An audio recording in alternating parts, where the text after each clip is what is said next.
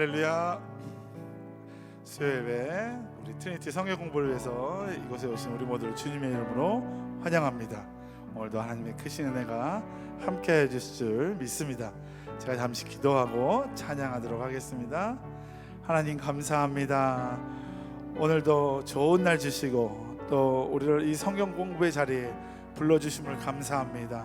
오늘 공부를 통해서 또 하나님의 비밀을 알게 하여 주옵시고 오늘의 예배를 통해서 하나님의 이름이 높임을 받는 귀한 예배 되게 하여 주시옵소서. 성령께서 우리의 마음을 감동시켜 주옵시고 우리와 함께 하여 주실 줄 믿사옵고 예수 그리스도의 이름으로 기도합니다. 아멘. 우리 다 같이 박수 치면서 힘차게 찬양합니다.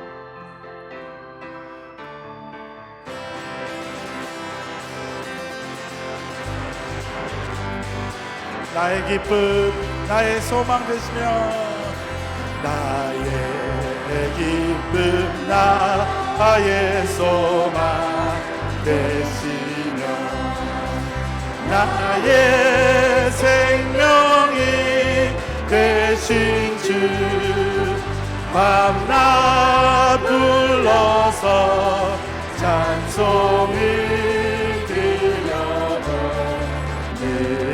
하신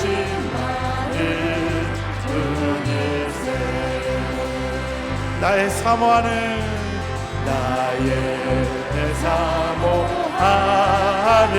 선한 목자는 어느 곳 닿은 동산에 양의 무리와 늘 함께 계셔서 기쁨을 함께 하실까. 아멘. 길도 없이 거친 넓은 들에서 길도 없이 거친 넓은 들에서 갈 길 못 찾아 애쓰며 저리로 헤매는 내 모양 원수조로 아멘.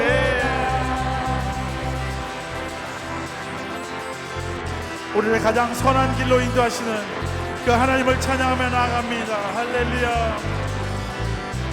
우리의 신앙의 고백이 되는 찬양이 되었으면 좋겠습니다. 우리 같이 목소리 높여서 주의 자비롭고 주의 자비롭고 완전한 얼굴 모든 천사도 반기며 주의 놀라운 진리의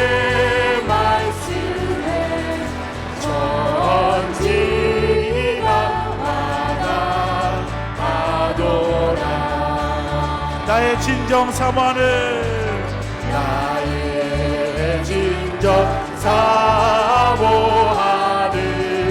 예수님 음성조차도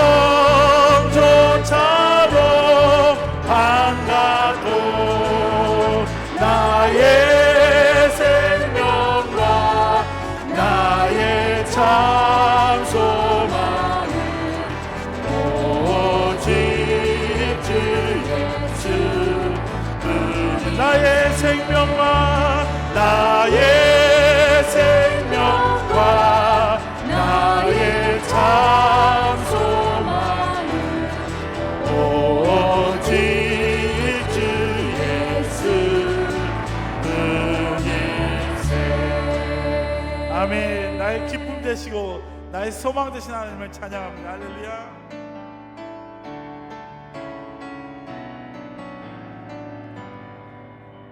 계속해서 찬양하며 나갑니다. 나 무엇과도 주님을 바꾸지 않으리. 나 무엇과도 주님을 바꾸지 않으리. 다른 어떤 은혜 구하지 않으리. 오직 주님만이 내 삶의 도움이시니 주의 얼굴 보기 원합니다. 나 무엇과도 주님을 바꾸지 않으니 다른 어떤 은혜 구하지 않으니 오직 주님만이 내 삶의 도움이시니 주의 얼굴 보기 원합니다. 주님 사랑합니다. 주님 사랑해요.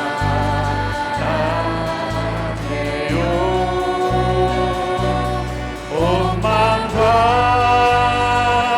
정성 다해 하나님의 신실한 주 되기 원합니다. 다시 한번 찬양하죠. 나 무엇과도 주님을 바꾸지 않으리 다른 어떤 은혜 구하지 않으리 오직 주님만이 내 삶의 도움이시니 주의 얼굴 보기 우리 다 같이 고백합니다. 주님 사랑합니다. 주님 사랑해요.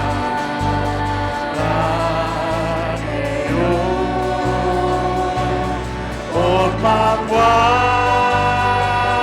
정성 다해 하나님의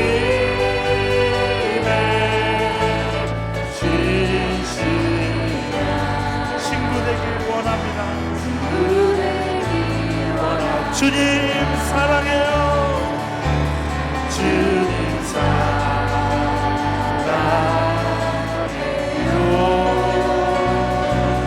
온 마음과 정성 다해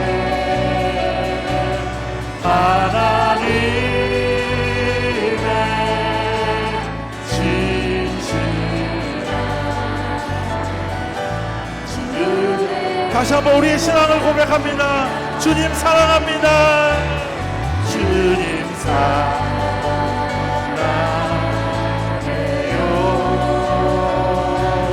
온 마음과 정성 다해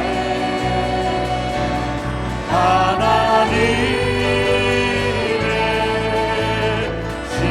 신실한 친구 되기 원합니다. 우리 시간의 예배를 위해서 다 같이 기도합니다. 오늘 말씀을 통해서 정말 무엇과도 주님을 바꾸지 않는다는 그런 고백의 예배가 되게 하여 주시옵소서. 다른 어떤 세상의 은혜를 구하지 않는다고 하나님께 결단하는 예배가 되게 하여 주시옵소서. 오늘 말씀과 오늘 찬양을 통해서 내가 새롭게 변화되고 하나님 앞으로 더욱더 가까이 가는 예배가 되게 하여 주시옵소서. 우리의 예배 사모하면서 우리 다 같이 기도하며 나아갑니다. 주님 사랑해요.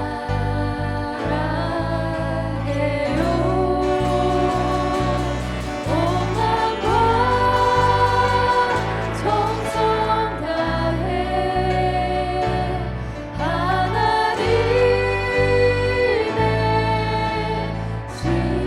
신실한 주님 우리 예배를 기뻐하시는 하나님 십자가 밑으로 더욱더 가까이 갑니다. 주님 사랑합니다. 주님 고백합니다. 주님만을 예배하며 세상의 것 구하지 아니하고 오직 하나님의 말씀으로 돌아가게 하여 주시옵소서. 오늘 말씀을 통해서 우리가 새롭게 변화되며 하나님의 비밀을 알게 하여 주시옵소서. 주님 앞에 겸손히 나가는 우리 모두를 통해서 하나님이 영광 받아 주시옵소서. 하나님이 영광 받아 주시옵소서.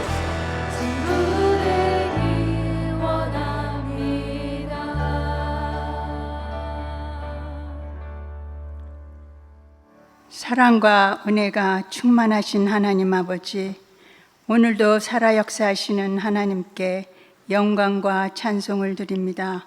성령님 받아 주시옵소서. 사순절 기간에 경건한 생활에 힘쓰지 않고 올바른 분별력을 갖지 못했던 저희들을 용서하여 주시옵소서. 예수 그리스도의 십자가 보혈로 깨끗하게 씻어 정결하게 하여 주시옵소서. 신실하신 하나님, 위드 코로나 시대에도 소망의 부활절을 고대하는 마음으로 말씀으로 세워지는 교회가 되기를 원합니다. 트리니티 성경 공부와 기쁨의 언덕을 묵상하여 자신이 걸어온 길을 되돌아보며 예수님의 고난에 동참하는 시간 되게 하여 주시옵소서. 은혜의 하나님, 사순절 기간에 새로운 오하나와 지기가 세워졌습니다. 새로 시작하는 오하나가 때를 따라 돕는 하나님의 은혜가 넘치게 하여 주시옵소서. 서로 기도하여 하며 섬길 때 하나님이 주시는 은혜를 체험하는 오하나들이 되게 하여 주시옵소서. 하루하루 하늘의 만나를 공급받으며 하나님의 사랑을 나누는 사랑의 공동체, 사랑의 오하나 되기를 원합니다. 능력의 하나님, 권능의 말씀을 전하시는 이성현 목사님에게 성령 충만으로 말씀 전하게 하여 주시옵소서. 우리들이 성경 공부에 힘을 얻고 말씀을 지켜서 세상에 나아가 바울 사도의 발자취를 따라가는 저희들 되게 하여 주시옵소서. 예배의 시종을 주님께 의지하며 죽기까지 우리를 사랑하신 예수님 이름으로 기도드립니다. 아멘.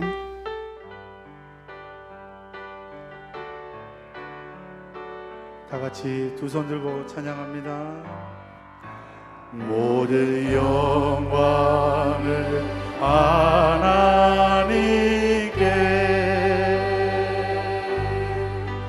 모든 영광을 하나님께,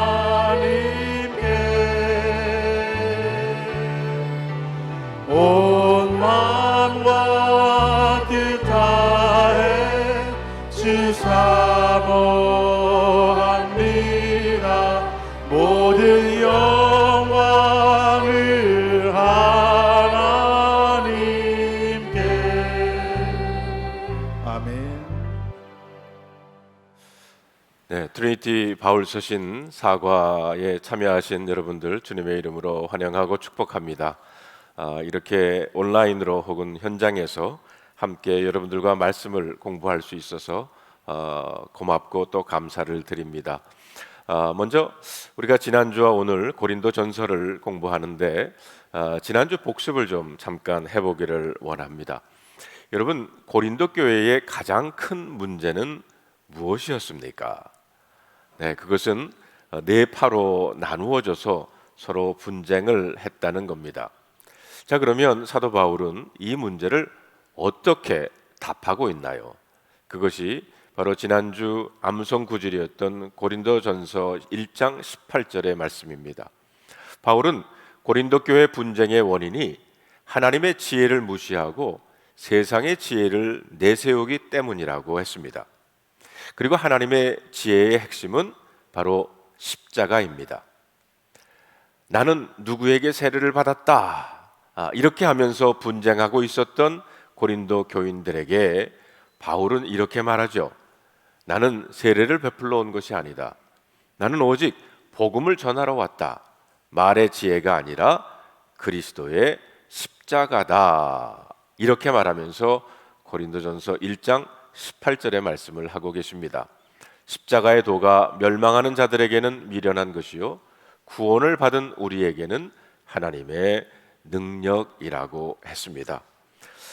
지난 3과의 나눔과 성찰의 질문은 교회가 분열하는 이유가 무엇인가요? 어떻게 분열을 막을 수 있을까요? 그리고 분열에도 긍정적인 측면이 있나요? 였습니다. 여러분들이 거기에 대한 답을 해주셨는데 그 중에 한 분의 쓰신 것을 여러분에게 잠깐 소개하기를 원합니다.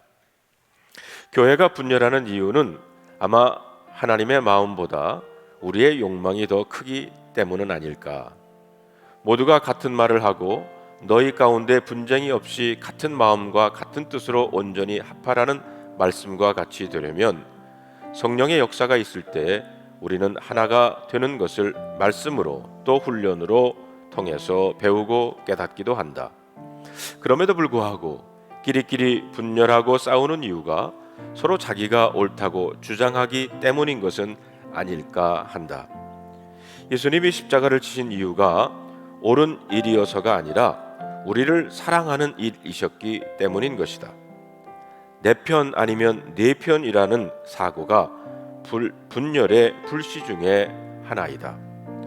어느 날 목사님께서 하나님이 우리 편이신 것이 중요한 것이 아니라 우리가 하나님 편에 서는 것이 중요하다라고 남북전쟁 때 한 일화 말씀이 오랫동안 나의 마음을 잔잔히 울렸다. 그렇다. 우리 모두가 다 하나님 편에 서 있다면 분열은 없을 것이라고 생각이 들었기 때문이다. 그리고 진리에 합하는 것이 당연한 일이지만 그렇지 않을 경우에는 분열하는 것도 어쩔 수 없다고 생각한다. 그것이 바로 종교개혁이 일어난 일이 분열에도 긍정적인 측면이라고 나는 본다. 네, 이제 오늘 이번 주 말씀 암송 우리 안혜진 집사님께서 나오셔서 말씀 암송을 해 주시겠습니다.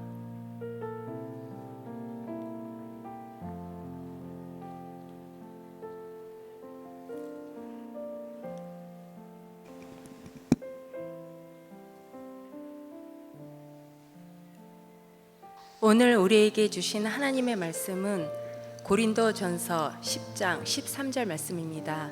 사람이 감당할 시험 밖에는 너희가 당한 것이 없나니 오직 하나님은 미쁘사 너희가 감당하지 못할 시험 당함을 허락하지 아니하시고 시험 당할 즈음에 또한 피할 길을 내사 너희로 능히 감당하게 하시느니라. 아멘. 네, 고린도전서 10장 13절에 있는 말씀입니다. 우리 다 같이 한번 해볼까요? 사람이 감당할 시험 밖에는 너희가 당한 것이 없나니 오직 하나님은 미쁘사 너희가 감당하지 못할 시험 당함을 허락하지 아니하시고 시험 당할 즈음에 또한 피할 길을 내사 너희로 능히 감당하게 하시느니라. 아멘. 여러분, 저희들이 지난주에는 고린도전서 1장부터 6장까지 근로의 집안 사람들로부터 전해 들은 그 고린도 교회 문제에 대한 사도 바울의 답을 우리가 6장까지 보았습니다. 자, 오늘은 7장부터 16장까지 바울이 고린도 교회로부터 전해 받은 편지에 대한 응답을 거기서 기록하고 있습니다. 7장에는 결혼과 독신에 관해서, 8장에는 우상에게 바친 제물을 먹는 것에 대해서, 11장에는 성만찬에 관해서, 그리고 12장과 14장에는 교회에서 은사를 사용하는 것에 관해서, 15장은 부활, 16장은 헌금에 대해서 말씀하고 있습니다. 자, 그러면 7장부터 저희가 시작을 할 텐데요. 7장 1절에 있는 말씀을 보면 이렇게 기록하고 있습니다. 너희가 쓴 문제에 대하여 말하면 남자가 여자를 가까이 함이 좋으나 그랬습니다. 자, 고린도 교회가 사도 바울에게 편지를 통해 가지고 여러 가지 문제에 대한 질문을 하고 있는 겁니다.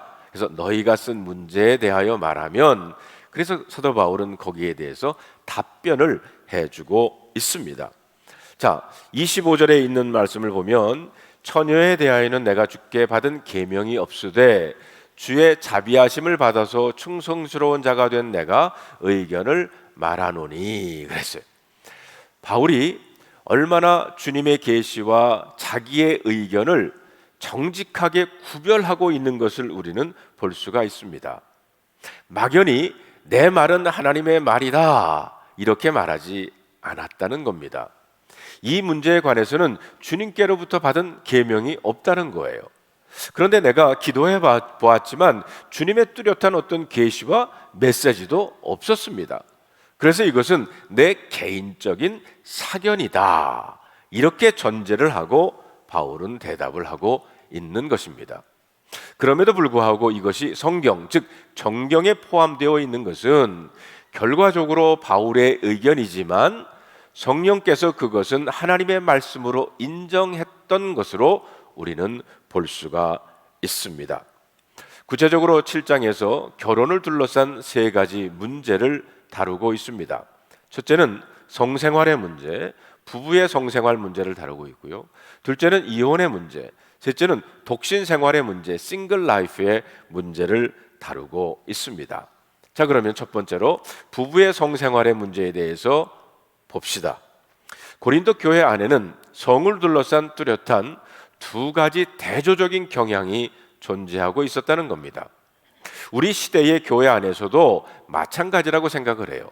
하나는 무율법주의적 경향, 또 다른 하나는 그 정반대되는 율법주의적인 경향이라고 볼 수가 있습니다. 이 둘은 극과 극입니다. 무율법주의적 경향이라는 것은 뭐 율법에 신경 안 쓰고 아무렇게나 살아도 괜찮다, 이것을 다른 표현으로 말하면 도덕 폐기론이라고 말할 수가 있습니다. 도덕 폐기론, 율법 폐기론이란 율법은 별 의미가 없다, 율법에 구속할 필요가 없다, 우리는 그리스도 안에서 자유하다라는 것을 강조하는 겁니다.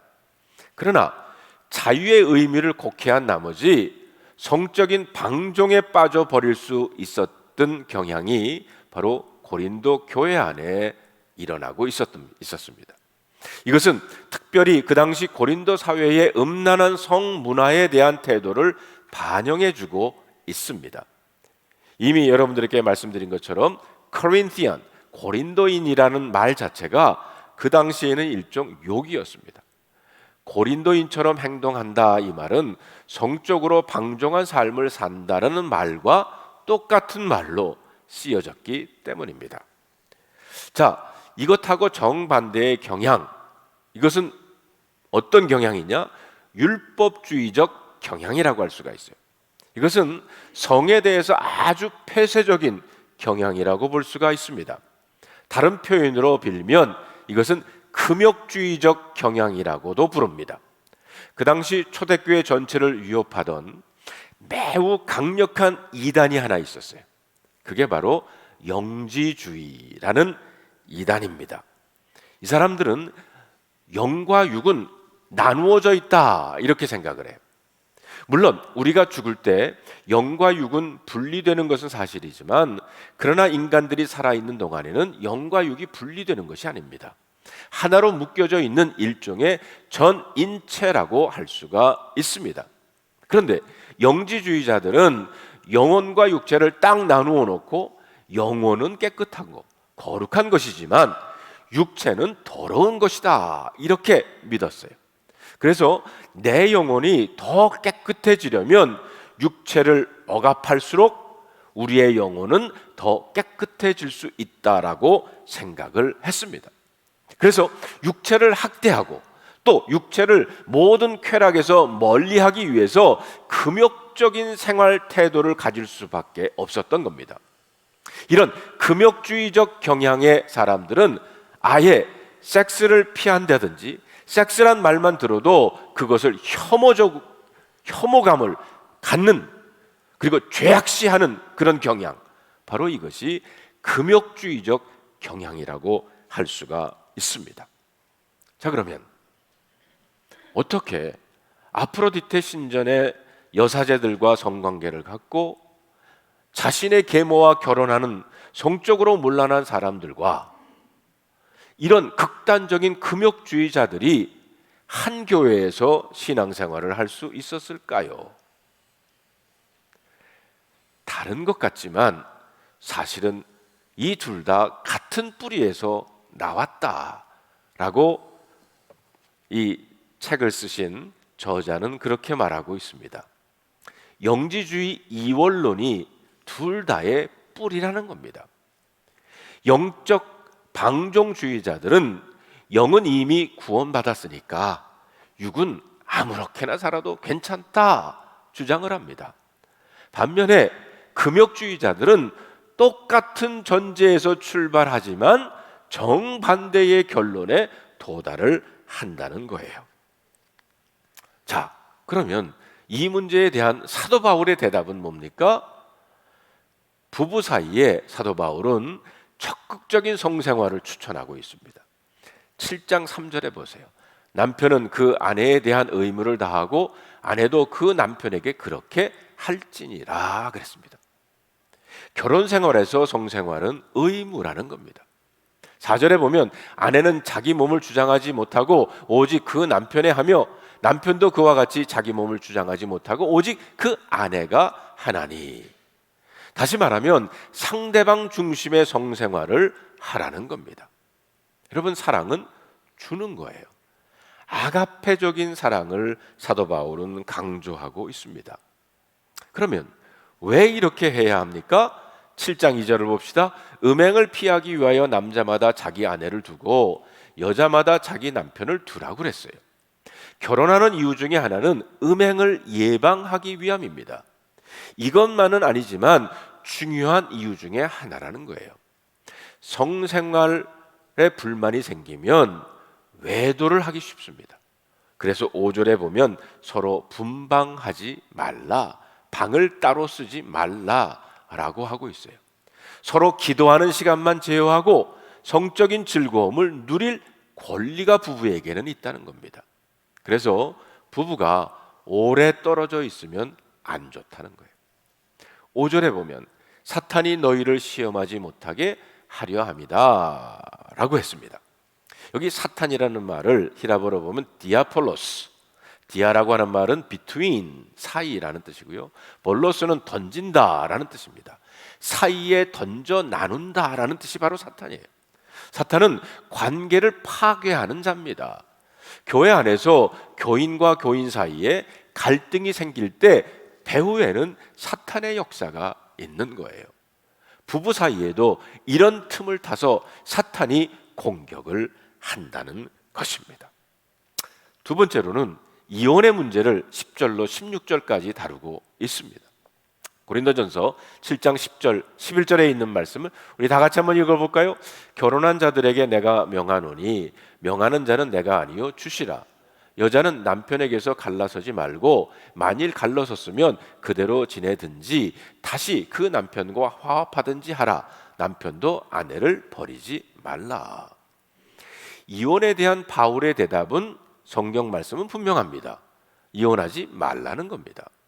그러나 사람들이 살다 보면 고통스러운 문제가 발생할 수 있습니다. 그래서 만약 갈라섰으면 그대로 지내든지 아니면 다시 합하라는 거예요. 근데 여기 가로 안에 있는 말씀이 있죠.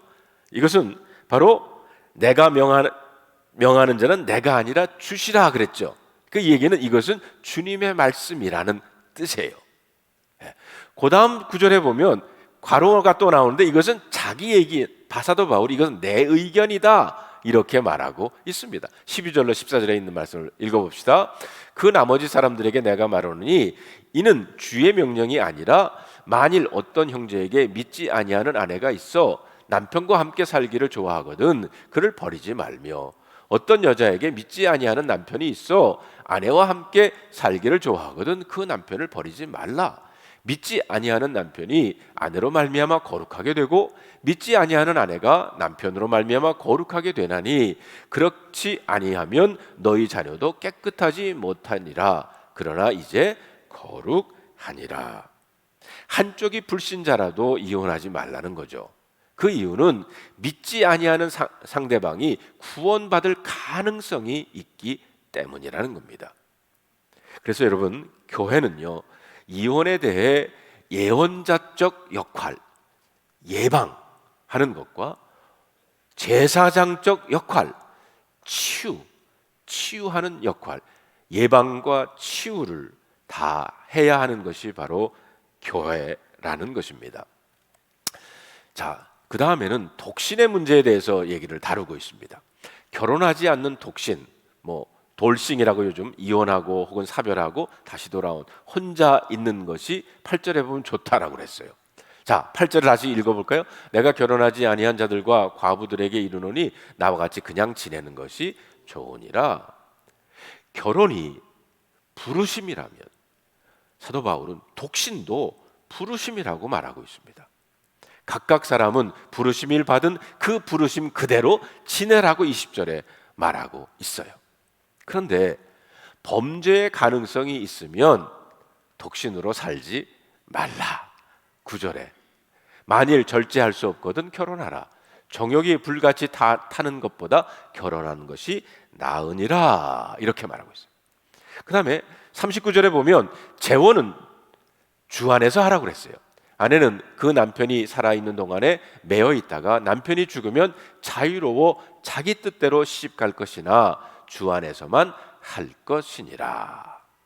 또 독신은 주님을 섬기기 위한 동기로 결정을 하라고 35절에 말합니다. 바울처럼.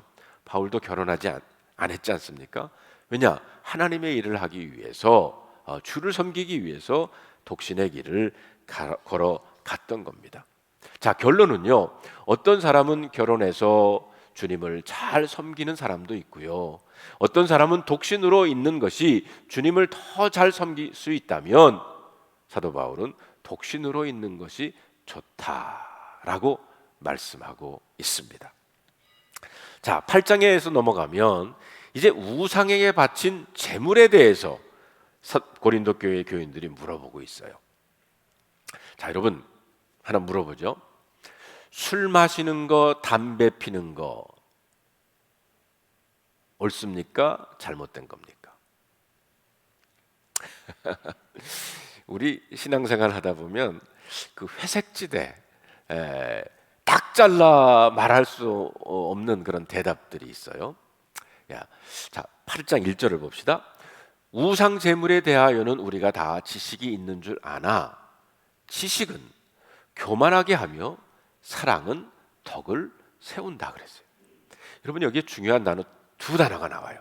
혹시 성경을 보고 있는 분들은 동그라미 치세요. 지식이라는 단어와 사랑이라는 단어입니다.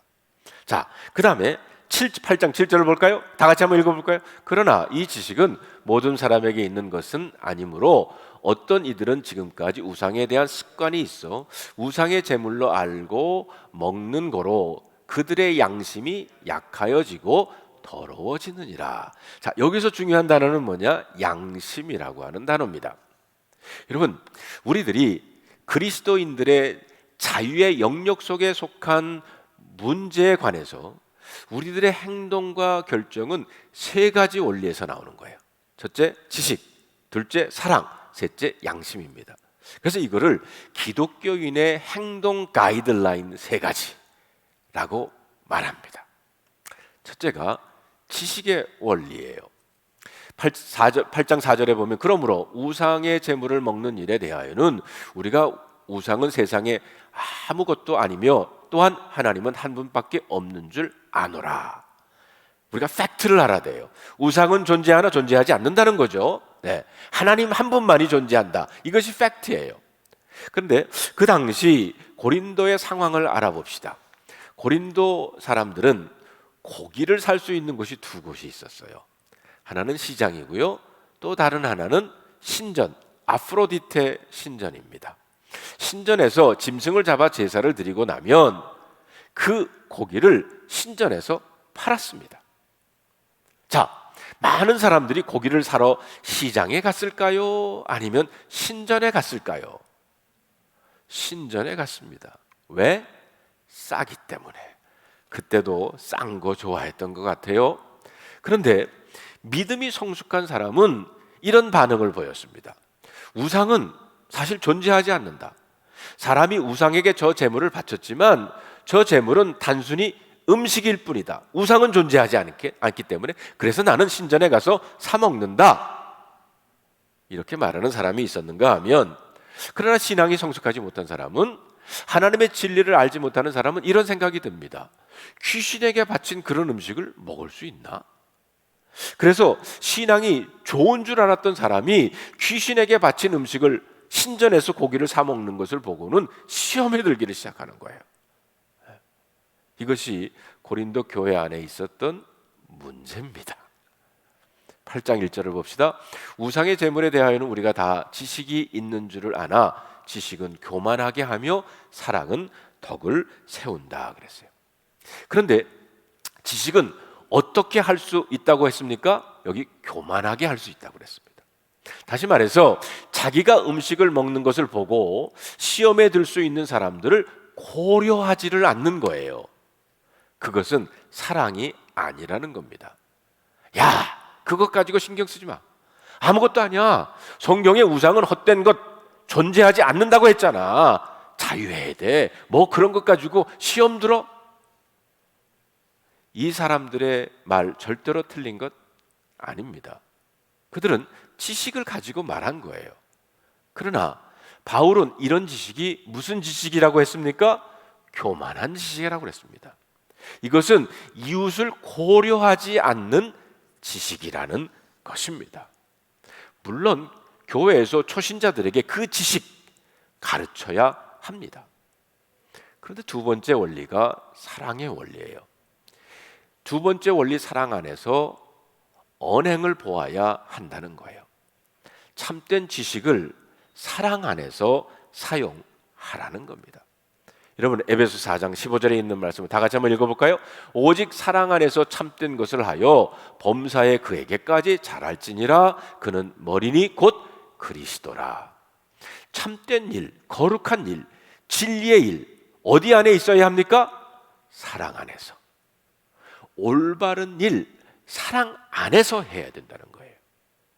여러분 옛날에 우리 한국 살 때 화장실이 바깥에 있었잖아요. 그래가지고 저도 어렸을 땐 밤에 화장실 가는 거 되게 무서워했어요.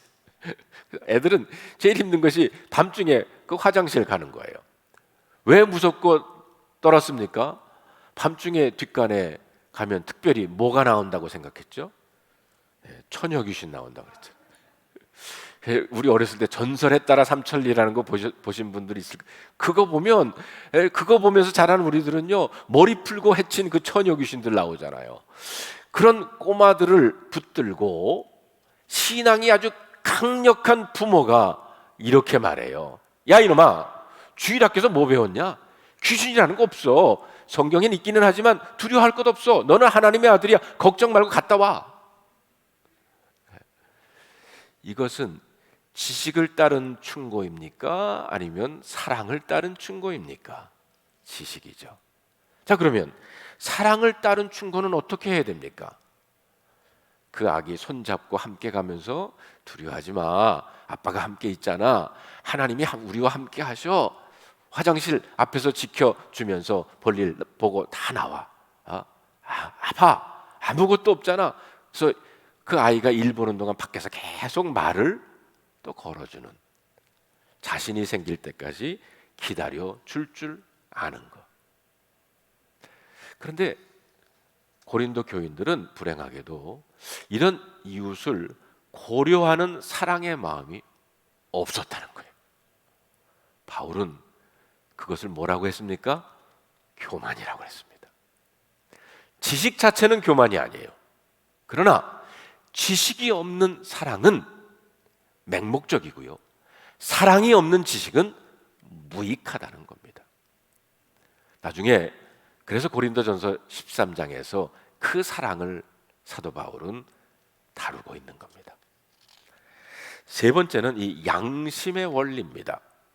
여러분, 양심을요, 뜻은 뭐냐면 더불어 안다라는 뜻을 가지고 있어요. consciousness, 더불어 안다. 하나님과 더불어 안다는 거예요. 양심의 근원은 하나님이기 때문입니다.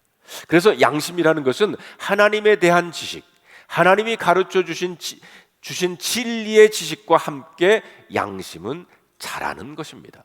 그래서 8장 7절에 보면 그러나 이 지식은 모든 사람에게 있는 것은 아니므로 어떤 이들은 지금까지 우상에 대한 습관이 있어 우상의 제물로 알고 먹는 거로 그들의 양심이 약하여지고 더러워지느니라 그랬습니다. 과거 우상을 섬겼던 사람들은 고기를 보는 순간 이건 귀신에게 바쳤던 것인데 먹으면 안 되는데 이런 생각을 가지고 먹으니까 양심이 약해지고 심지어는 더러워진다는 거예요. 13절에 보면 그러므로 만일 음식이 내 형제를 실족하게 한다면 나는 영원히 고기를 먹지 아니하며 내 형제를 실족하지 않게 하리라 그랬어요. 자, 이제 첫 번째 질문으로 들어가 봅시다. 술과 담배는 해도 됩니까? 안 해도 됩니까? 여러분, 맥주는요, 어떤 나라에서는 음료수라고 그러죠. 근데 만약 제가 식당에서 맥주를 마시는 것을 여러분이 봤다고 합시다. 그러면 여러분들은 어떻게 반응을 하시겠습니까? 아마 두 가지 반응이 나올 것 같아요. 어떤 사람은 목사님도 그런 건 마실 수 있지 이렇게 얘기하는 사람도 있는가 하면 야, 목사가 맥주를 마셨어. 그리고는 그 다음부터 시험에 듭니다. 이런 회색지대 문제들이 많아요. 기독교인으로 행동 가이드라인은 그러면 뭐가 돼야 됩니까? 첫째는 지식이 있어야 되죠. 그 지식을 사용하고 가르칠 때 그리고 권유할 때 어디에 안에 있으라고 그랬습니까? 사랑 안에서 하라고 그랬어요. 내가 그것을 행동할 때 양심의 원리에 따라 하는데 내 주변의 사람들의 약한 양심의 사람들을 배려하라는 거죠. 다시 묻습니다. 맥주 마시는 것이 죄입니까? 아닙니까? 그 자체는 죄라고 할 수 없지요. 이것이 지식입니다. 그러나 내가 맥주를 마실 때 고려해야 될 원리는 사랑입니다. 내 행동에 영향을 생각하라는 거죠. 특별히 약한 양심, 약한 믿음을 가진 성도들을 배려하라는 겁니다. 내가 그것을 마시는 것이 성도에게 부담이 되고 양심의 상처가 되면 하지 말아야 한다는 거예요. 사도 바울도 그렇게 얘기하고 있지 않습니까? 그 다음 11장으로 넘어가 볼까요?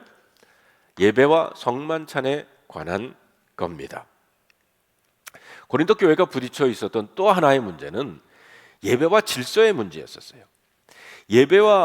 예배의 문화와 방법은 어디든지 달라지고 시대에 따라 또 달라져야 합니다. 우리가 이 코로나 팬데믹으로 인해서 예배의 문화가 달라진 것을 우리가 직접 체험하지 않았습니까? 그러나 여러분, 원리와 정신은 변할 수가 없어요. 중요한 것은 예배의 정신을 상실하지 않고 시대 혹은 교인들의 문화에 맞는 예배를 드려야 한다는 것입니다. 바울은 교인들에게 이렇게 인사를 하라고 그랬죠. 너희가 서로 입맞춤으로 문안하라. 만약에 오늘 성경 공부 끝나고 나가는 분들에게 한 분씩 제가 뽀뽀를 했다고 생각을 해봅시다. 야단 날 거예요. 사도 바울이 얘기했던 그 입맞춤은 그 시대, 사도 바울의 시대의 인사 문화였고요. 그 입맞춤의 정신은 성도의 교제였었어요. 그 당시에는요, 남녀가 악수하는 것, 이게 흉한 일이었거든요. 그러나 이 코로나로 인해 아마 이 인사 문화도 많이 바뀔 것 같아요. 요즘 우리 악수하지 않고 주먹질 하잖아요. 이렇게. 이런 거는 신앙적이라는 것보다는 문화적인 것입니다. 고린도 교회는 예배를 둘러싸고 두 가지 문제가 생겼어요. 하나는 수건을 쓰는 문제고 또 다른 하나는 성찬의 문제였습니다. 여성들이 예배 드릴 때 수건 혹은 베일을 써야 합니까? 지금도 천주교에서는 여성들이 수건을 쓰고 어떤 개신교 가운데서도 수건을 쓰는 교회 있습니다. 자, 그러면 수건을 쓰는 이유가 뭡니까? 11장 3절에 보니까 그러나 나는 너희가 알기를 원하노니 각 남자의 머리는 그리스도요 여자의 머리는 남자요 그리스도의 머리는 하나님이라고 그랬습니다. 자, 질문입니다. 여자의 머리는 뭐라고요? 남자. 남자의 머리는 그리스도. 그리스도의 머리는 하나님. 여자분들 굉장히 기분 나쁠 수 있지만 그런데 여러분, 그리스도의 머리가 하나님이라고 그러면 두 분 중에 누가 더 높습니까? 하나님과 그리스도는 동등하신 분이에요. 그렇다면 여성의 머리가 남성이라고 해서 남성이 여성보다 우월한 거 아닙니다. 남녀가 동등합니다. 사실 요즘은 여성이 더 우월할 경우도 있어요. 자, 그런데 11절에 보니까 주 안에는 남자 없이 여자만 있지 않고 여자 없이 남자만 있지 않다라고 했습니다. 여러분, 동등하지만 예수는 하나님의 명령에 순종했어요. 여러분, 순종한다고 열등해지는 거 아닙니다. 하나님의 뜻을 이루기 위해 순종하는 겁니다. 질서를 위한 역할의 차이라는 거예요. 예배에서는 누구의 영광이 드러내야 됩니까? 하나님이죠. 남자의 영광이 나타나면 안 되지 않습니까? 그래서 여자의 머리에 수건을 쓰는 거예요. 남자의 머리는 그리스도, 그래서 남자는 수건을 쓰지 않는 겁니다. 예배의 제일 중요한 것은 하나님의 영광이 나타나는 겁니다. 여성이 수건을 쓰는 것은 또한 질서를 소중히 여긴다는 의미입니다. 그러나 이것은 문화적인 표현에 불과해요. 더 중요한 것은 바른 정신을 이해하는 겁니다. 순종의 자세를 배우는 거죠.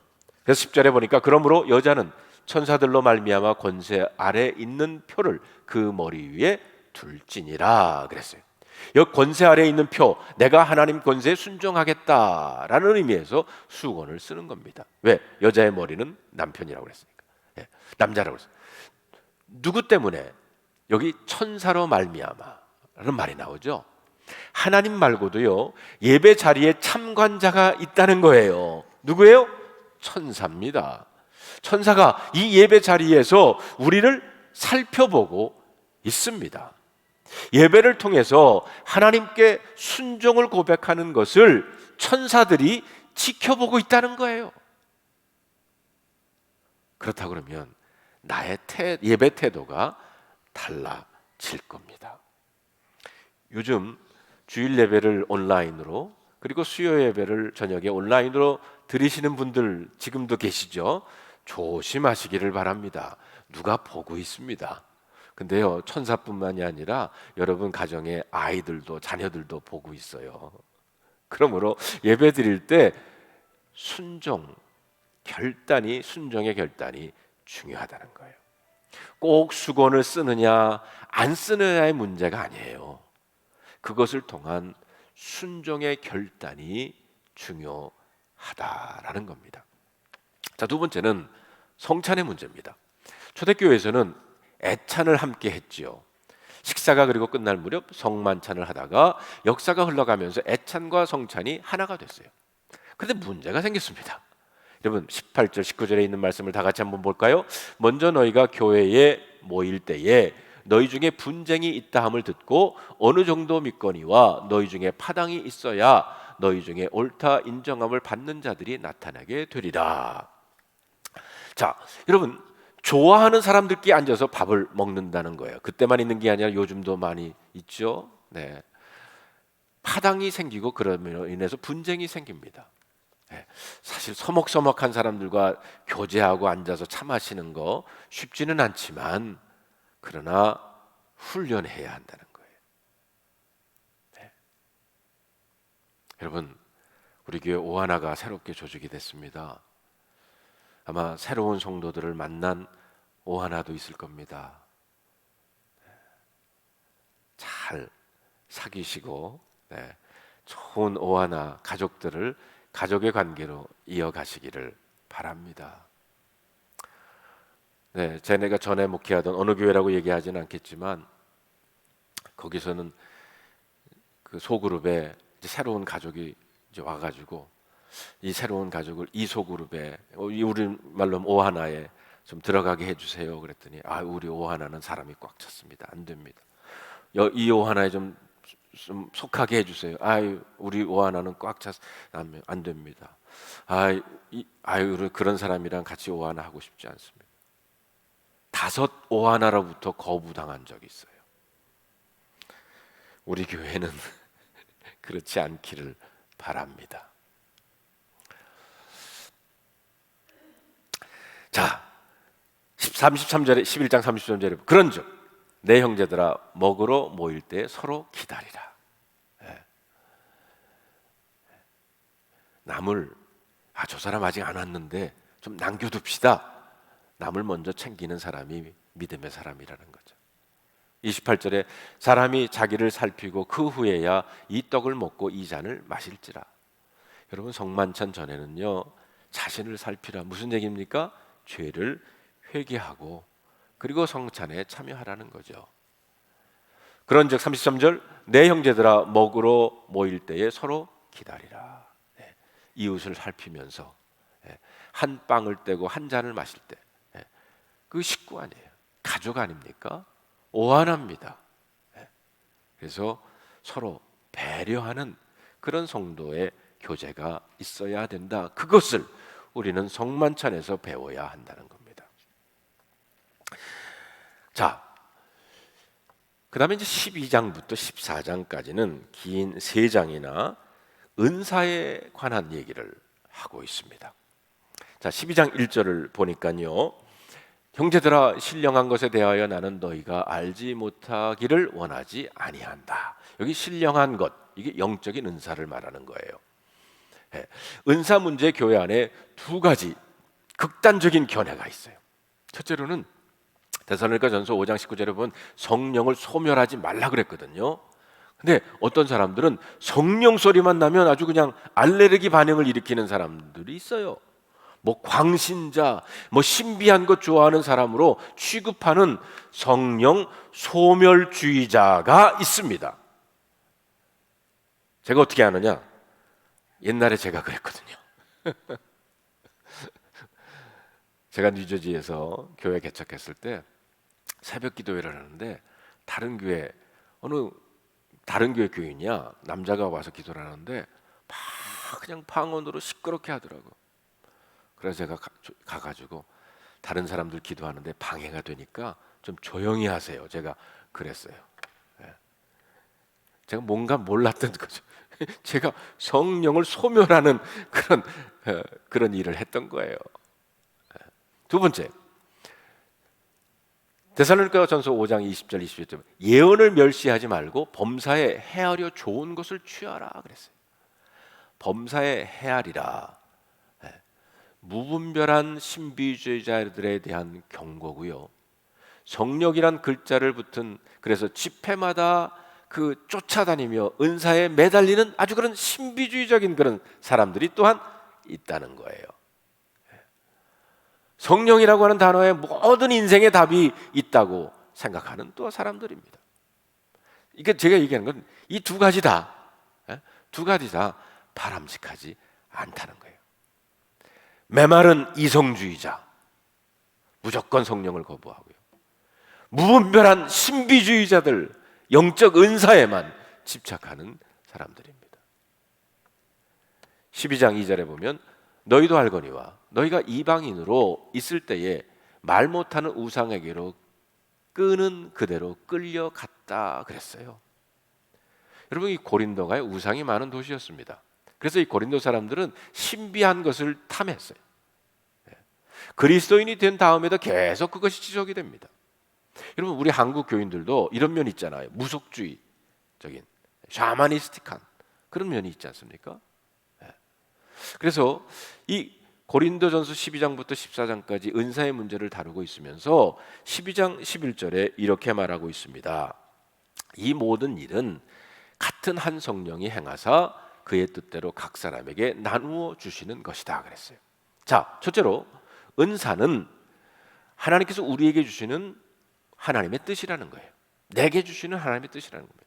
내가 이것을 통해서 기쁨과 봉사의 삶을 유익하게 살 수 있다고 판단하신 하나님께서 주신 거예요. 물론 은사를 얼마든지 구할 수 있습니다. 14장 1절에 보면 사랑을 추구하며 신령한 것들을 사모하되 특별히 예언을 하려고 하라 그랬어요. 예언이라는 것은 말씀이거든요. 지나치게 특정한 은사에 매달리는 것, 잘못 은사를 선용하는 것, 이것이 잘못됐다는 거죠. 하나님이 주신 것이기에 나보다 더 잘 아는 하나님이 내가 어떤 은사가 필요한지 아신다는 겁니다. 3절에 보니까 그러므로 내가 너희에게 알리노니 하나님의 영으로 말하는 자는 누구든지 예수를 저주할 자라 하지 아니하고 또 성령으로 아니하고는 누구든지 예수를 주시라 할 수 없다라고 그랬어요. 예수를 나의 구세주로 고백하는 것도 성령의 역사. 성령은 내 죄를 깨닫게 하시는 것도 바로 성령이라는 거예요. 둘째로 그래서 성령은 우리로 하여금 연합하게 한다는 겁니다. 4절에 은사는 여러 가지나 성령은 같다고 그랬어요. 다양한 은사를 주신 성령님은 한 성령이에요. 한 성령을 체험하는 겁니다. 5절에 보면 직분은 여러 가지나 주는 같다 그랬습니다. 다양한 직분을 주셨지만 인도하시는 주님은 같은 분이라는 거죠. 다른 은사, 다른 직분, 다른 봉사를 해도 주님은 같은 분이라는 겁니다. 6절에 보니까 사역은 여러 가지나 모든 것을 모든 사람 가운데서 이루시는 하나님은 같다고 그랬습니다. 모든 역사를 행하시는 분은 궁극적으로 같은 하나님이라는 거죠. 같은 하나 예수님, 같은 한 하나님, 같은 성령님이라는 거예요. 성령 하나님은 다양한 은사를, 예수 하나님은 다양한 직분을, 성부 하나님은 다양한 역사를 베푸시는 것입니다. 12절 이하에 보면 몸은 하나인데 많은 지체가 있다고 그랬어요. 한 몸인 교회에 여러 지체가 있는 거죠. 우리 모두는 다시 말하면 같은 소속이라는 거예요. 그래서 은사를 받은 사람은 교회를 나누어 놓으면, 갈라 놓으면 안 돼요.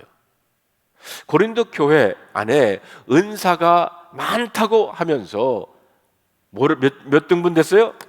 네 파로 갈라져 있었어요. 은사를 주신 것은 우리가 분리하도록 주신 게 아니라는 겁니다.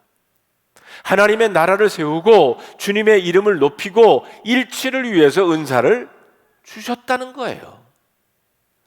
은사를 받았다는 사람들이 교회를 갈라놓고 사람을 갈라놓는 사람은 성령의 은사를 제대로 받은 것이 아닙니다. 실제로 보면 다양한 은사를 주셨다고 그랬어요. 여러분, 이게 다른 은사를 주신 것은 서로를 섬기기 위해서. 만약에 우리 교인들이 다 방언의 은사를 받았다 그러면 예배 시간에 얼마나 시끄럽겠습니까? 여러분, 서로를 돕기 위해서. 여러분, 8절로 11절에 보면 다양한 은사가 나오죠. 지혜 은사, 이건요 상담과 격려, 이런 은사예요. 지식의 은사, 어떤 개인에 대해 정확히 무엇을 알 수 있는지 기도해주고 격려하고 섬기는 그런 은사. 믿음의 은사, 불신앙과 답답한 그 사람과 교제하며 긍정적인 신앙을 불어넣어주는 그런 은사죠. 잘 될 거야, 주님이 도와주셔, 염려하지 말어, 이렇게 잘 격려하는 그런 사람들 있잖아요. 또 병 고치는 은사 가진 사람도 있고요, 능력의 행함 은사 있고요, 예언의 은사, 말씀의 은사입니다. 이거는 영분별의 은사, 사탄에게 미혹되지 않도록 돌봐주는 은사, 방언의 은사, 깊은 기도를 경험하는 거죠. 방언 통역의 은사, 하나님의 음성을 듣게 하는 겁니다. 그래서 21절에 보면 눈이 손도로 내가 너를 쓸 데가 없다 하거나 또한 머리가 발도로 내가 너를 쓸 데가 없다 하지 못하리라 그랬어요. 우리 지체들은 은사가 다 달라도 서로가 서로를 필요로 한다는 거예요. 은사 가운데 제일 중요한 자세는 나는 당신이 필요합니다. 왜? 은사를 주신 것은 이웃을 또한 섬기기 위함이기 때문입니다. 성도 여러분, 우리는 다 다른 은사를 받고 다 다르게 생겼지만 또 다른 직분들이 있지만 우리는 서로를 필요로 하는 존재인 줄로 믿습니다. 넷째, 성령의 은사는 사랑으로 선용해야 한다는 것입니다. 여러분, 고린도서 12장부터 14장까지 은사에 대한 기록이 있죠. 12장에는 영적 은사 일반적인 그 리스트가 있고요, 14장에는 방언과 예언을 집중적으로 다루고 있고요, 근데 그 가운데 13장은 그 사이에 샌드위치처럼 이런 은사를 어떻게 활용해야 하나를 다루고 있어요. 은사는 궁극적으로 교회와 다른 성도를 유익하게 하기 위해서 하나님이 주신 것입니다. 다시 말하면 섬기기 위해서 주신 거예요. 은사가 은사답게 활용하기 위해서는 무엇보다도 사랑으로 활용되어야 한다는 겁니다. 다시 말하면 교회 공동체의 덕이 되어야 한다는 것입니다.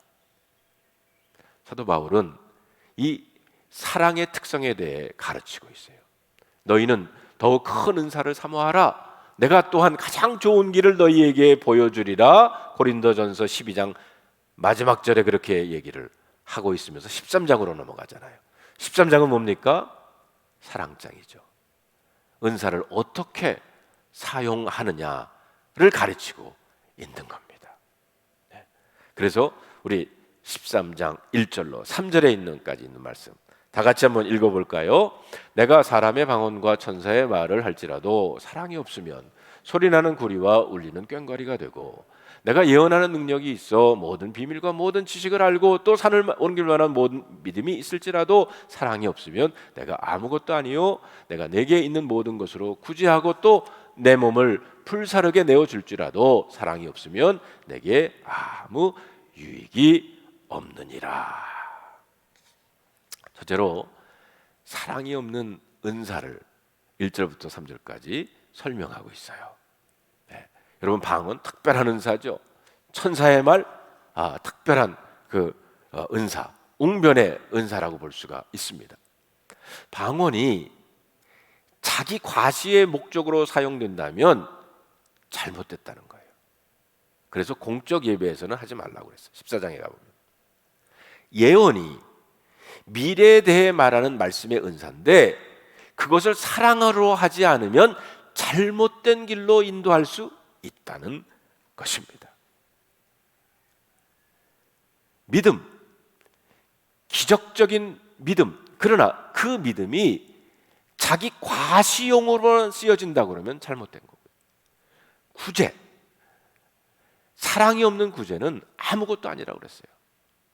사랑이 없는 순교도 아무것도 아니라고 그랬습니다. 여러분, 사랑 없는 순교가 가능합니까? 가능합니다. 에라이, 평생 이름도 못 내고 살았는데 죽을 때 멋있게 죽자 이러면서 순교한다 그러면 이건 완전히 잘못된 동기의 순교.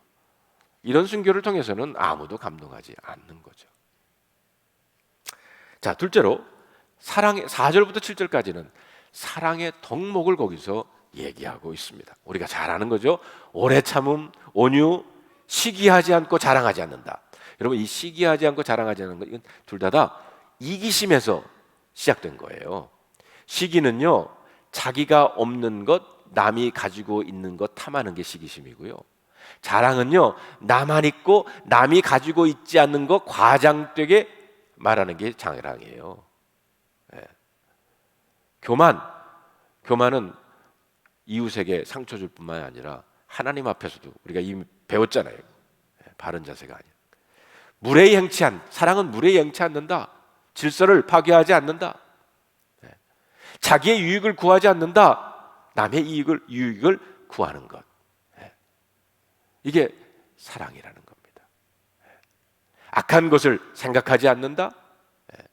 상대방의 장점 보고 상대방을 귀하게 여기는 것, 애쓰는 것. 이게 사랑이라는 거죠. 불의를 기뻐하지 않는다. 남의 실수나 죄에 기뻐하지 않는 거예요. 근데 우리가 한테 그런 게 얼마나 많습니까? 좀 안 되면 고소하다 그러고 모든 것을 믿고 받아들이고 참는 것이 사랑이다. 셋째로 사랑은 영원하다고 그랬어요. 뭐라고 그럽니까? 예언, 방언, 지식 다 패한다. 영원한 천국에서 이것만이 필요하다는 거예요. 여러분, 예언은요, 천국에 가면 저절로 다 알게 된 필요 없어요. 방언요, 주님과 직접 대화하는데 그 천국 필요 없습니다. 지식 다 알게 되는 상황인데, 천국에 가면요, 저는 실업자예요. 설교 더 이상 필요 없으니까. 그러나 사랑은 필요하다는 거예요. 왜? 천국의 주인이신 하나님이 사랑이기 때문에 사랑은 필요하다는 거죠. 자, 15장은 부활에 대해서, 16장은 헌금에 대해서 말씀하고 있어요. 오늘은 여기까지 하렵니다. 네. 이 15장, 16장은 다음번에 제가 스페셜 렉처를 할게요. 그때 꼭 참여하시기를 바랍니다. 자, 오늘 여러분께 나누어 드릴 나눔의 질문은, 나눔과 성찰의 질문은요, 이렇습니다. 고린도 전서는 교회를 한 몸으로 설명하는데 이것이 개인주의의 시대를 사는 우리에게 어떤 의미가 있는가? 혹시 현대적 상황에 잘 맞지 않는 구태의연한 개념이 아닌가? 네, 이거에 대해서 여러분 한번 그룹으로 나눠서 한번 의논해 보시고 또 여러분 적어서 제게 보내주시면 또 저에게는 또 큰 은혜가 되고 또 나눔의 시간을 갖게 되겠습니다. 감사합니다. 기도하겠습니다. 하나님 감사합니다. 고린도 교회에 있는 문제들을 가지고 사도 바울이 조목조목 설명하고 대답하고 있습니다. 아버지 하나님, 이 말씀을 오늘도 저희들 우리 마음에 새기면서 오늘도 주님 말씀 위에 세워지는, 그리고 그 말씀을 지켜나가는 하나님의 자녀들 되게 하여 주시옵소서. 우리 주 예수 그리스도의 이름으로 간절히 기도하옵나이다. 아멘.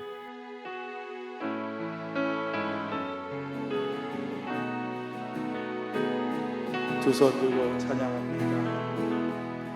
두 손 들고 찬양합니다.